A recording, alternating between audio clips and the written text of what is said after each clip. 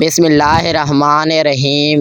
آج ہم ایک سٹوری اور پیش خدمت کرنے جا رہے ہیں آپ کے ساتھ اور آپ کے ساتھ شیئر کرنے والے ہیں۔ ماں تو ماں ہوتی ہے اور ماں کے بارے ہی سٹوری ہے اور یہ اس کی میں فل پوائنٹ آف ویو اور ڈیٹیل بتانے جا رہا ہوں۔ یقیناً ماں کے جذبات سے بھری ایک کہانی اردو میں پیش خدمت ہے آپ کے لیے۔ اگر میری آپ کو یہ کہانی اچھی لگ رہی ہے تو لائک کر دیں، شیئر کر دیں۔ اگر آپ اس چینل پر نئے ہیں تو اس چینل کو کر لیجئے سبسکرائب اور بیل آئیکن بھی دبا لیجئے تاکہ نئے آنے والی ویڈیو کا نوٹیفیکیشن آپ دوستوں کو ملتا رہے۔ چلتے ہیں ہم فل سٹوری آپ کو سناتے ہیں اور سنتے رہیے کیا ہوگا اور کیا نہیں ہونے والا ہے اس سٹوری میں۔ جیسا کہ جانتے ہیں یہ سٹوری وہ ہے جو پرانی وقتوں میں تھی۔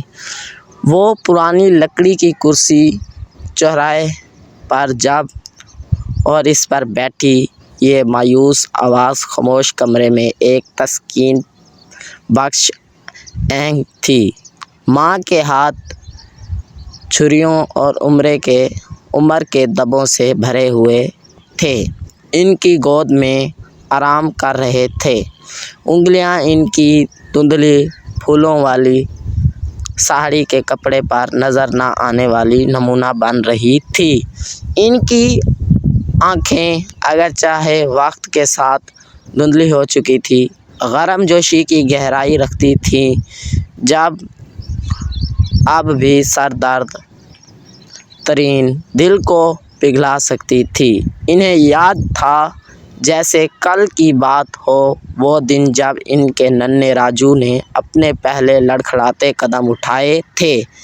اس کے موٹے بازو پھیلے ہوئے، ایک فاتحانہ مسکراہٹ، اس کے چہرے پر پھیلی ہوئی خاموشی اتنی زبردست تھی کہ ان کی آنکھوں میں آنسو آ گئے۔ اب راجو ایک بالغ آدمی تھا، اپنے بچوں کے ساتھ ایک دور دراز شہر میں رہتا تھا۔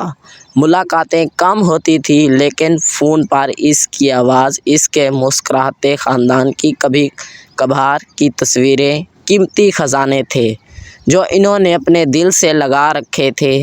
کبھی کبھی رات گئی جب گھر خاموش ہوتا تھا سوائے دیوار پر لگی پرانی گھڑی کی نرم ٹک ٹک کے، ماں اپنی یادوں کو ایک پوشیدہ پیاری سی ٹپسری ڈائری کی طرح کھلنے دیتی تھی۔ انہیں آم کے باغ میں گزری ہوئی لمبی گرمیاں یاد تھیں، پکے رسیلے آموں کا ذائقہ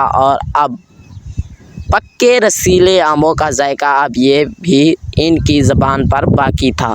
انہیں تہوار یاد تھا، متحرک رنگ، بخور کی مٹی خوشبو، ان کے بچوں کی ہنسی گھر کو بھر رہی تھی۔ انہیں مشکلات بھی یاد تھیں، کمزور سال، بیماریاں، ان کی پیشانی پر گہری کھندی ہوئی فکر کی لکیریں اور بیماریاں۔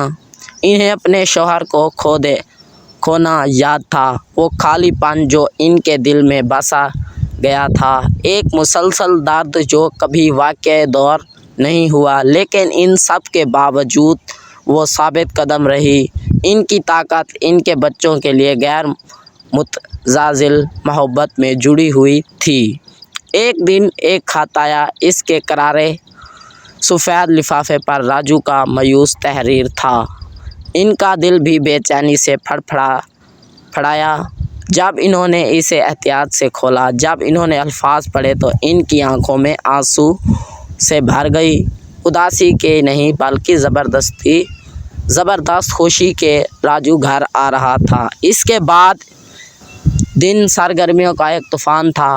ماں نے گھر صاف کیا، پتل کے چراغوں کو چمکایا جب تک کہ وہ چمک نہ اٹھا، صحن کو اس وقت تک جھاڑو دیا جب تک وہ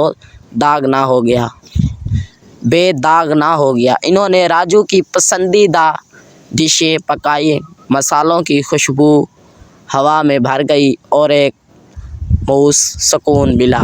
جب راجو آخرکار پہنچا، دروازے پر کھڑا ایک لمبا خوبصورت آدمی ایک نرم مسکراہٹ کے ساتھ، ماں نے اپنے دل کو اتنی گہری محبت سے پھیلاتے ہوئے محسوس کیا کہ یہ پورے کمرے کو بھرتی ہوا ہوا معلوم ہوا۔ انہوں نے ہاتھ بڑھایا، ان کے کانپتے ہاتھوں نے اس کے چہرے کو تھپ تھپایا، ان کی آنکھوں نے اس کی تلاش کی، اس نے انہیں مضبوطی سے گلے لگایا۔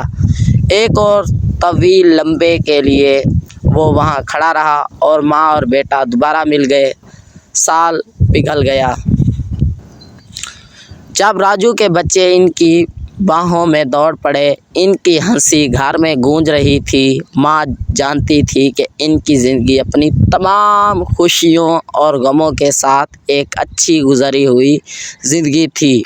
وہ محبت جو انہوں نے دی تھی، وہ محبت جو انہوں نے حاصل کی تھی، وہ دھاگے تھے جو انہوں نے ان کی کہانی میں بنی تھی۔ طاقت، لچک اور ماں کی محبت کی پائیداری طاقت کی کہانی ہے۔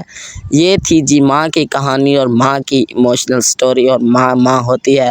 آخرکار جب بھی بچہ واپس آیا تو اس نے گلے لگایا۔ یہی ماں کی سٹوری ہے۔ اگر میری ویڈیو آپ دوستوں کو اچھی لگی ہے تو لائک کریں، شیئر کریں، کومنٹس کریں۔ Thanks for watching. اللہ تعالی ہم سب کو دنیا اور آخرت کی تمام خوشیاں نصیب فرمائے۔ اللہ تعالی ہم سب کو دنیا اور آخرت میں تمام خوشیاں اور کامیابیاں نصیب فرمائے۔ اللہ تعالی ہم سب کو اپنی فیملی کے ساتھ شاد اور باد رکھے۔